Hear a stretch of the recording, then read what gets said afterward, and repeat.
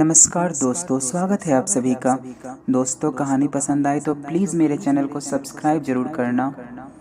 दुनिया में इतना दुख दर्द है, इस सवाल को लेकर एक बार गौतम बुद्ध के शिष्य ने महात्मा बुद्ध से प्रश्न किया कि हे भगवान, इस दुनिया में इतना दुख क्यों है, इतना दर्द, इतना संकट क्यों है? लोग आपस में इतना लड़ते झगड़ते क्यों हैं?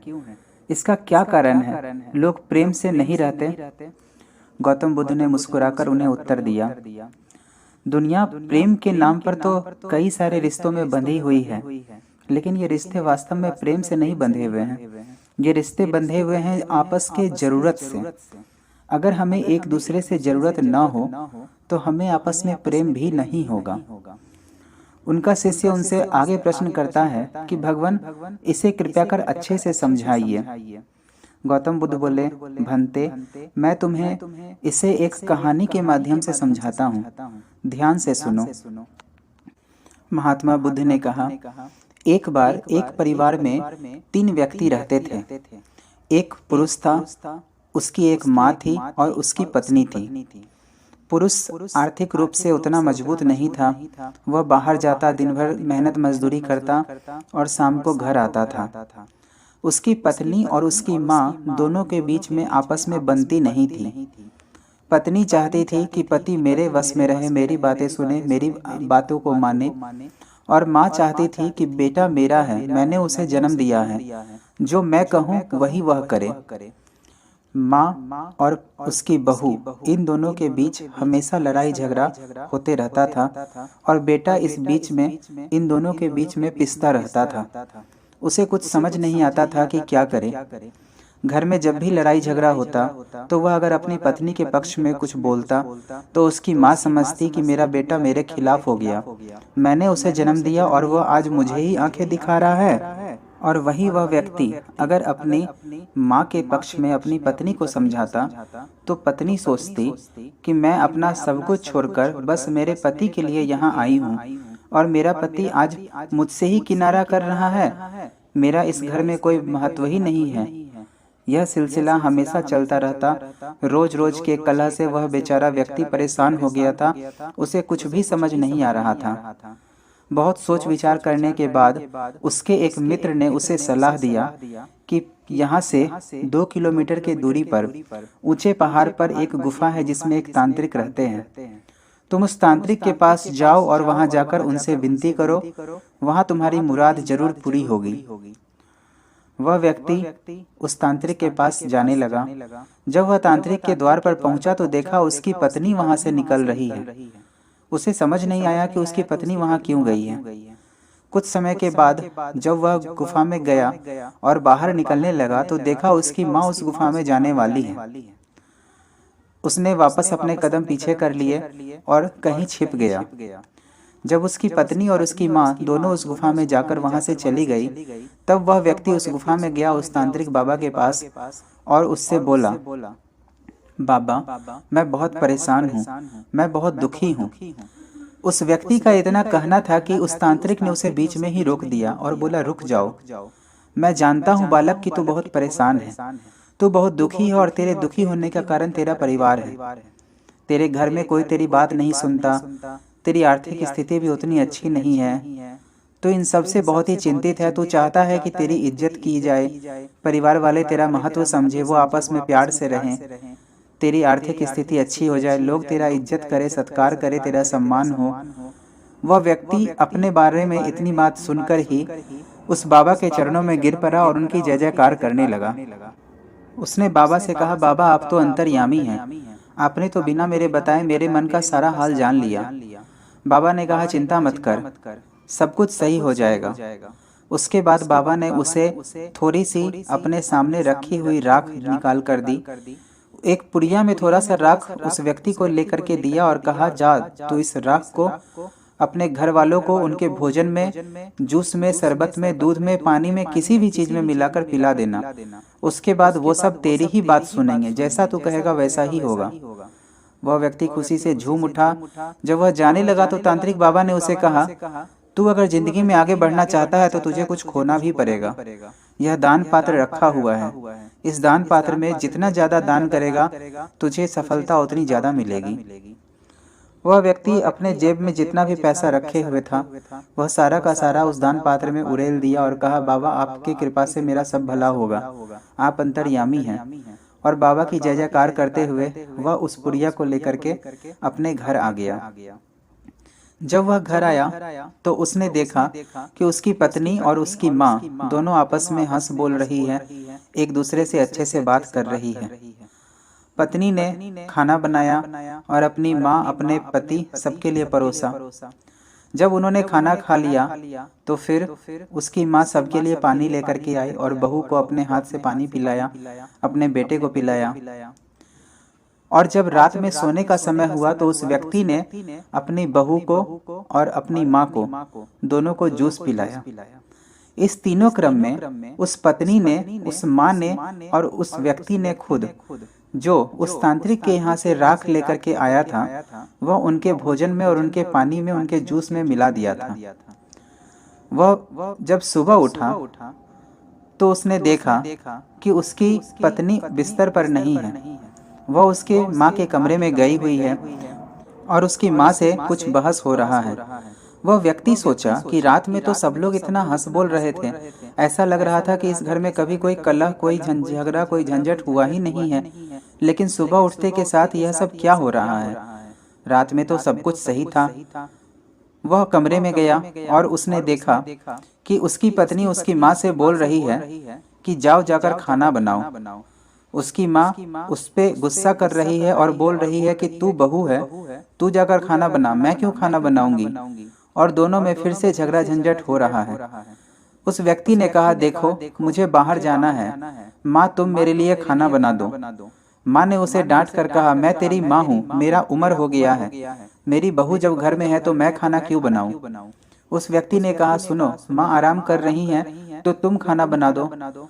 उसकी पत्नी उस पर झिल्ला करके चिल्ला करके बोली, मैं खाना क्यों बनाऊंगी, हमेशा मैं ही काम करूं, आपकी माँ सिर्फ बिस्तर पर बैठी रहेगी, वो खाना बनाएगी। इसके बाद फिर से वही पुराना सिलसिला शुरू हो गया, सास बहू में झगड़े झंझट का। वह व्यक्ति सर पर हाथ रख करके घर से बाहर चला गया बिना कुछ खाए पिए। उसकी ऐसी दिनचर्या हो गई थी कि अब उसका कोई भी काम में मन नहीं लग रहा था। एक व्यक्ति ने सलाह दिया कि घर में तुम शांति हवन करवा लो। उस व्यक्ति ने अच्छे अच्छे पंडितों को बुलवाकर घर में शांति हवन सब करवाया, लेकिन उसके बाद भी परिणाम नहीं बदला। सास बहू में लगातार लड़ाई झगड़ा झंझट हो ही रहा था और वह व्यक्ति इस चीजों से परेशान हो गया था। उसे समझ नहीं आ रहा था कि अब वह क्या करे। अब वह घुट घुट कर थक गया था। उसकी हालत ऐसी हो गई थी कि अब वह परिवार का कलह बर्दाश्त नहीं कर पाने के कारण आत्महत्या करने के विचार में आ चुका था। वह आत्महत्या करने का सोच रहा था और इसी विचार से जब वह अपने घर से बाहर निकला तो उसे एक संत दिखाई दिए, जिन संत से वह बचपन में भी शिक्षा प्राप्त करता था। वह उसके गुरुदेव थे। उसने गुरु को प्रणाम किया और उसे अपनी व्यथा बताई और कहा कि गुरुदेव अब तो मेरा मन आत्महत्या को हो रहा है। गुरु ने उससे कहा, तू बहुत भोला है, तू इतनी जल्दी आत्महत्या का विचार क्यों ला रहा है? यह तो कायरों की निशानी है। तो शांतिपूर्वक अपने घर जा और मैं इस गांव में ठहरा हूँ, तो अपनी पत्नी को जाकर के बता देना कि उस गांव में एक ऋषि मुनि है, एक संत है, एक गुरु है। वह गुरु बहुत ही चमत्कारी है, उनसे जो मांगो वो पूरा होता है और वह कुछ दान दक्षिणा भी नहीं लेते। उसने कहा कि अपनी पत्नी अपनी माँ को अलग अलग यह बातें बताना। वह व्यक्ति सोचा, मैंने तो बहुत प्रयास किए हैं, कोई परिणाम नहीं निकला, लेकिन फिर भी गुरुदेव की आज्ञा है तो मैं वैसा ही करूँगा। वह घर जाकर अपनी पत्नी से कहा, तुम्हें पता है पड़ोस के गांव में एक बहुत ही पहुंचे हुए गुरु हैं। वह गुरु बहुत ही चमत्कारी हैं, उनसे जो भी कहो वह पूरा कर देते हैं और वह कोई दान दक्षिणा भी नहीं लेते। पत्नी चिल्लाकर बोली, तो इसे मुझे क्यों सुना रहे हो? मुझे किसी गुरु की, किसी तांत्रिक की आवश्यकता नहीं है।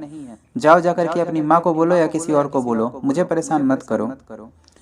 वह व्यक्ति कुछ देर के बाद जब अपनी माँ के कक्ष में गया तो उसे अपनी माँ को भी यही बात बताया कि पड़ोस के गांव में एक बहुत ही चमत्कारी गुरु हैं, उनसे जो भी मांगो वह पूरा करते हैं, जो भी कहो वह सब कुछ उनका पूरा हो जाता है। उसकी माँ ने भी उसे झंझला कर भगा दिया। वह व्यक्ति सोचा कि कोई फायदा नहीं है। लेकिन फिर उसने कहा कि चलो अगले दिन मैं भी गुरुदेव से वापस मिलकर उन्हें सब बात बताऊंगा। अगले दिन जब वह गुरु के आश्रम पहुंचा तो गुरु ने उससे कहा, तू अब यहाँ से थोड़ी दूर जाकर के बैठ जा। इसके बाद जब वह व्यक्ति थोड़ी दूर जाकर छिपकर बैठ गया तो उसने देखा कि कुछ ही देर में उसकी पत्नी वहां आई है। गुरु से कुछ बातें की, गुरु ने उसे कुछ कहा, उसके बाद वह पत्नी चली गई। उसकी पत्नी के जाने के बाद उसने देखा कि उसकी माँ भी आई। माँ ने भी कुछ गुरु से बातें की, गुरु ने उसे भी कुछ कहा, आशीर्वाद दिया और उसके बाद उसकी माँ भी चली गई। वह व्यक्ति यह सब देखकर स्तब्ध हो गया था। फिर वह अपने गुरु के पास आया और गुरु से पूछा कि गुरुदेव आपने उसे क्या कहा। गुरु ने उससे कहा कि मैंने उन दोनों से जो कुछ भी कहा है, तू निश्चिंत होकर के घर जा, तेरे घर की सारी कलह सारी परेशानियां आज से खत्म हो गई।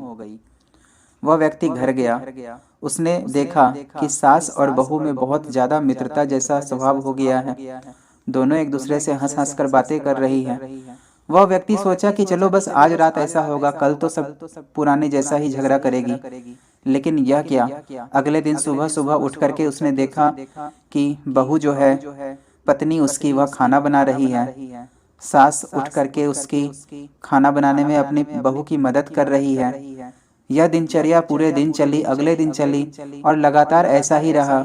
कभी उसकी माँ उठकर खाना बना दिया करती, कभी बहू खाना बना देती, कभी कोई बर्तन मांज देता, कोई झाड़ू कर देता। दोनों आपस में बहुत ही मिलजुल कर रहने लगी। इस बीच में उसके परिवार की वित्तीय स्थिति और बिगड़ गई, लेकिन सास और बहू दोनों ने अपने पति और बच्चे का पूरा सहयोग दिया, जिस कारण वह व्यक्ति भी आर्थिक रूप से मजबूत होने लगा। उसके घर की दशा, उसकी आर्थिक दशा सब कुछ सुधर गई। धीरे धीरे ऐसे ही हालात अच्छे होते चले गए और 1 वर्ष बीत गया। 1 वर्ष बीत जाने के बाद वह व्यक्ति एक बार फिर उसी गांव से निकला और उसे अपने गुरुदेव से वापस मिलने की उत्सुकता हुई। वह गुरु के पास गया और उन्हें प्रणाम किया। गुरु ने उससे पूछा, कैसा है तू अब, तेरा घर कैसा है। वह व्यक्ति गुरु को प्रणाम करके कहा, गुरुदेव पता नहीं आपने उस दिन कैसा जादू कर दिया, मेरे घर में अब कोई दिक्कत ही नहीं है, सब कुछ सही से है। मेरी पत्नी और मेरी माँ दोनों बहुत प्रेम पूर्वक रहती हैं, उनके बीच कोई कलह नहीं है, कोई झगड़ा झंझट नहीं है। गुरुदेव कृपया कर मुझे बताइए कि ऐसा आपने उनसे क्या कहा था कि अब उनके बीच इतनी मित्रता हो गई है। गुरुदेव ने हंसकर जवाब दिया कि देखो बालक, इस दुनिया में कोई भी किसी से प्रेम नहीं करता। सब लोग एक दूसरे के साथ बस जरूरत के नाम से ही जुड़े हुए हैं। सब लोग चाहता है कि सामने वाला जो व्यक्ति है वह मेरे अंदर रहे, मेरे कब्जे में रहे। पत्नी तुम्हारी चाहती है कि तुम उसके कब्जे में रहो, सास तुम्हारी माँ चाहती है कि तुम उसके कब्जे में रहो, तुम्हारी बहू, तुम्हारी पत्नी उसके कब्जे में रहे। सबका यही सिद्धांत है। तुम भी यही चाहते हो कि तुम्हारी पत्नी और तुम्हारी माँ तुम्हारे बात को माने। उस व्यक्ति ने हाँ में उत्तर दिया कि हाँ गुरुदेव, मैं भी यही चाहता हूँ। फिर गुरुदेव ने आगे कहा कि यही जीवन का सच है। एक राज्य दूसरे राज्य पर आक्रमण करता है, एक देश दूसरे देश पर आक्रमण करता है, बड़ा प्राणी छोटे प्राणी पर अधिकार जताना चाहता है। हर कोई बस यह चाहता है कि सामने वाला उसके अंदर रहे और जब तक वह उसकी बातें सुनता है उनमें प्रेम रहता है। रिश्ता चाहे किसी का भी हो, अगर वह एक दूसरे की बातें नहीं सुनेगा, नहीं मानेगा, तो उनमें प्रेम नहीं रहेगा। फिर उस गुरुदेव ने कहा, मैंने तुम्हारी पत्नी और तुम्हारी माँ से बस एक ही वाक्य कहा था कि तुम 1 वर्ष तक अपनी सास की सारी बातें मानना। मैंने तुम्हारी माँ से यह कहा था कि 1 वर्ष तक तुम अपनी बहू की सारी बातें मानना। 1 वर्ष तक अगर तुम उससे मित्रता पूर्वक रहोगे तो वह तुम्हारे कब्जे में आ जाएगा, तुम्हारे कब्जे में आ जाएगी तुम्हारी बहू और तुम्हारे कब्जे में आ जाएगी तुम्हारी सास। उन दोनों से मैंने ऐसा बात कहा था और यही कारण था कि 1 वर्ष तक वो दोनों एक दूसरे से एकदम मिलजुल कर रहने लगी है। फिर व्यक्ति ने चिंतित होकर कहा कि गुरुदेव 1 वर्ष तो अब पूरा हो गया, अब तो वे दोनों वापस वैसे ही हो जाएंगी। गुरु की बात सुनकर व्यक्ति चिंतित हो गया था, पर गुरुदेव ने उसे वापस समझाया कि नहीं बालक, ऐसा नहीं होगा। अब उन दोनों का स्वभाव ही मैत्रीपूर्ण हो गया है। उन दोनों का स्वभाव हो गया है कि एक दूसरे से मिलजुल कर रहें, एक दूसरे की हर बात माने, सुख दुख में एक दूसरे का साथ दे, और यही वजह है कि अब उनमें कभी भी झगड़ा नहीं होगा। तुम्हारा घर अब सुख शांति से चलेगा। वह व्यक्ति गुरु को प्रणाम कर वापस अपने घर आया और उसने महसूस किया कि वास्तव में उन दोनों के बीच इतना सौहार्दपूर्ण संबंध हो गया था कि वह दोनों अब सास बहू नहीं बल्कि माँ बेटी बनकर प्रेम पूर्वक रहने लगी थी। उस व्यक्ति के सारे संकट दूर हो चुके थे। इसके बाद गौतम बुद्ध ने अपने शिष्य को समझाकर यह कहा कि अब तो तुम समझ ही गए होगे कि इस दुनिया में प्रेम किस चीज को कहते हैं। प्रेम का अर्थ एक दूसरे की जरूरत में एक दूसरे के साथ रहना है। सच्चा प्रेम वही होता है कि आप जिनके साथ भी हो आप उनके सुख दुख में उनका साथ दो। लेकिन अगर आपका किसी से कोई जरूरत नहीं है, कोई मतलब नहीं है, तो आप महसूस करोगे कि वहाँ प्रेम घटने लगा है। यहाँ हर कोई जो अपने से जरूरत के व्यक्ति को जुड़ा हुआ है उसी को प्यार करता है। और अगर आप चाहते हो कि आपकी भी इज्जत हो, आपको भी सम्मान मिले, मान मिले, आपकी हर जगह पूछ हो, तो आपको अपने आप को महत्वपूर्ण बनाना होगा जिससे कि सामने वाला आपकी इज्जत करे। और अगर आप सबकी इज्जत करते हो, चाहे उसका कोई महत्व हो या ना हो, तो निश्चय ही सामने वाला भी आपको इज्जत देगा। परिवार में कलह खत्म करने का, झगड़ा झंझट खत्म करने का यही सबसे अच्छा उपाय है कि आप सभी से मैत्रीपूर्ण भाव रखें। अगर आप सबसे मैत्रीपूर्ण भाव रखेंगे तो आपकी भी लोग इज्जत करेंगे, आपका भी मान सम्मान बढ़ेगा, आपका भी कल्याण होगा। दोस्तों, मेरी कहानी अगर पसंद आई हो तो प्लीज़ मेरे चैनल को सब्सक्राइब जरूर करना और वीडियो को बहुत से बहुत ज़्यादा शेयर करना, लाइक करना। धन्यवाद।